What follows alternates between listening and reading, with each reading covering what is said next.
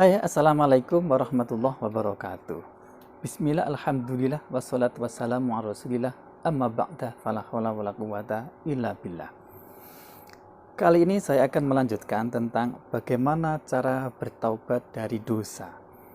Untuk bertaubat dari dosa, yang dosa itu berhubungan dengan Allah Subhanahu wa taala, sudah saya jelaskan kemarin. Nah, sekarang saatnya saya akan menjelaskan tentang bagaimana cara bertaubat dari dosa, yang dosa itu hubungannya antara kita dengan sesama manusia. Nah, dosa yang berhubungan dengan sesama manusia itu ada lima kemungkinan. Yang pertama, dosa kita kepada orang lain terkait dengan harta benda. Misalnya kita mencuri uangnya, mencuri barangnya, menggasap barangnya, atau mengutil dan sebagainya, dari berhubungan dengan barang milik orang lain. Nah, yang kedua berkaitan dengan finafsi atau berhubungan dengan jiwanya. Misalnya menyakiti anggota tubuhnya, atau bahkan naudzubillah misalkan membunuh dan seterusnya, itu juga dosa yang berhubungan dengan jiwa. Nah, yang ketiga adalah dosa terkait dengan harga diri seseorang. Misalnya kita menghina orang lain, mencaci, maki, gosip dan sebagainya, itu dosa terkait dengan orang lain tapi berkait dengan harga diri orang. Yang keempat adalah dosa kita kepada orang lain, kaitan dosanya itu terkait dengan harimnya atau orang yang menjadi perlindungan dianya. Misalnya kita mengganggu istrinya orang lain, mengganggu anaknya orang lain, menselingkuhi istrinya orang lain. Nah, itu termasuk dosa yang berhubungan dengan orang lain tapi terkait dengan orang yang menjadi perlindungan orang lain. Kemudian yang terakhir adalah terkait dengan agamanya. Misalnya kita menuduh kafir, menuduh bid'ah, menuduh munafik kepada orang lain misalnya. Itu hal yang tersendiri. Jadi ada 5 dosa antar sesama manusia yang itu bisa terjadi, terkait dengan harta benda, terkait dengan jiwa, raga, terkait dengan harga diri orang, terkait dengan orang-orang yang terkait atau yang menjadi perlindungan dia, dan terkait dengan agamanya. Nah, bagaimana cara mentaubati terhadap dosa yang terkait dengan harta benda? Langkah yang pertama adalah mengembalikan harta yang kita curi atau kita ambil atau kita gasap. Harus dikembalikan kalau mungkin. Misalnya mungkin itu artinya kalau kita punya uang atau punya gantinya dan orangnya masih hidup. Nah, kalau nggak mungkin gimana? Orangnya sudah meninggal gimana? Ya harus diberikan kepada ahli warisnya. Cari itu ahli warisnya sampai ketemu. Kemudian berikan barang yang kita curi itu kepada dia. Nah, kalau ahli warisnya nggak ada, sudah meninggal semuanya, karena sudah begitu lamanya, bagaimana? Nah, menurut sebagian ulama, maka uangnya atau harta yang kita curi tadi itu diserahkan kepada pemerintah atau qadhi, tapi yang harus bisa dipercaya. Nah, kalau nggak bisa dipercaya, maka langkahnya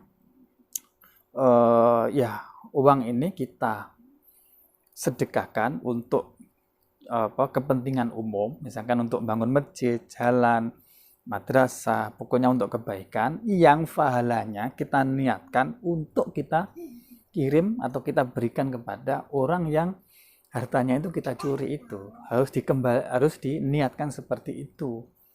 Jadi atas seduk anhu, jadi hartanya kita sedekahkan untuk dia gitu. Misalnya dipakai untuk hal-hal kemaslahatan umum. Ini pun kalau mungkin. Kalau kita orang yang mencuri misalkan punya uang, nah kalau enggak bagaimana? Kalau enggak, sudah enggak mungkin lagi karena enggak punya uang untuk mengganti dan sebagainya, maka tidak ada jalan lain kecuali kita harus memperbanyak amal yang sebanyak-banyaknya di dunia. Kita kumpulkan kebaikan-kebaikan di dunia untuk persiapan nanti di akhirat. Kenapa? Karena nanti kelak di akhirat orang yang hartanya kita curi itu nanti akan menuntut. Nah, ketika itu karena sudah nggak ada ganti lagi, maka pahala kita akan diberikan kepada dia. Kalau nggak cukup, maka dosanya dia diberikan kepada kita. Nah, bisa jadi kalau kita nggak persiapan amal yang banyak untuk mengganti harta orang lain yang kita curi, maka kita bisa bangkrut. Nah, disinilah hakikat dari bangkrut itu. Jadi Kanjeng Nabi suatu saat bertanya kepada para sahabat, siapa sih orang yang bangkrut? Al-muflis, siapa sih? Nah, orang yang seperti itulah orang yang kategori orang-orang yang bangkrut atau muflis nanti di akhirat. Jadi, Masya Allah, dosa antar manusia itu susah untuk ditaubati. Karena itu, hati-hati untuk melakukan dosa yang sesama manusia ini. Nah, semua itu kita lakukan sambil ar-ruju' ilallah. Tadarruk kepada Allah. Minta ampun kepada Allah. Semoga nanti kelak di akhirat oleh Allah Subhanahu wa taala orang yang harta yang kita curi itu dapat diberi kesadaran sehingga memaafkan kepada kita sehingga bisa diselesaikan nanti di akhirat. Jadi tadarruk rujuk dipasrahkan kepada Allah Subhanahu wa taala dengan harapan seperti itu. Kalau enggak, Masya Allah nanti amal kita bisa habis hanya untuk mengganti kesalahan kita kepada sesama manusia. Yang kedua tentang dosa yang terkait dengan finnafsi atau dosa yang terkait dengan jiwa seseorang, misalkan membunuh, menyakiti, melukai dan seterusnya. Maka langkah yang pertama adalah tamakkunuhu lil qisas, menyerahkan diri untuk memungkinkan dikisos. Jadi menyerahkan diri lah agar dikisos. Pertanyaannya, loh sekarang kan hukum di Indonesia nggak ada kisos. Nah, kalau nggak ada kisos, ya otomatis kita kembali lagi ke seperti yang awal tadi, kita nggak ada jalan lain kecuali mesti harus minta ridhonya kepada orang yang kita salahi tadi itu. Kalau sudah nggak ada, maka ke ahli warisnya dan seterusnya. Kemudian kita memperbanyak amal sebanyak-banyaknya untuk persiapan sebagai ganti nanti di akhirat sambil kita menyerahkan tadarruk, khudu', pasrah kepada Allah. Semoga orang yang kita salahi ini itu memberikan ampunan, permaafan nanti di akhirat sehingga masalahnya bisa selesai. Nah, yang ketiga yang terkait dengan harga diri. Ini pun begitu, harus diselesaikan dulu di dunia. Langkah pertama, selesaikan dulu di dunia. Bagaimana? Istighlal, harus minta maaf. Biasanya kita habis menggosip, kita habis mencaci maki, menghina, maka kita harus minta maaf. Oh, nanti kalau minta maaf kan dia malah akan marah kemudian dendam kepada kita. Maka ketika itu tidak mungkin minta maaf, maka tidak ada jalan lain kecuali kita harus memperbanyak amal kita, khudu', tadarruk kepada Allah agar diberi belas kasihan nanti kelak di akhirat orang yang kita salahi, memaafkan kepada kita. Yang berikutnya, nah ini juga dosa kepada orang lain terkait dengan kita mengganggu orang-orang yang ada di bawah perlindungannya. Misalnya istrinya, anaknya, kita salahi, kita selingkuhi dan seterusnya. Ini sudah rasa-rasanya nggak mungkin untuk istighlal, untuk minta halal, minta maaf dengan dijelaskan. Nanti pasti akan menimbulkan marah dan seterusnya. Maka tidak ada jalan lain adalah rujuk ilallah dibarengi dengan khudu', tadarruk, merasa hadap diri kepada Allah agar Allah nanti bisa Allah memaafkan kita, kemudian bisa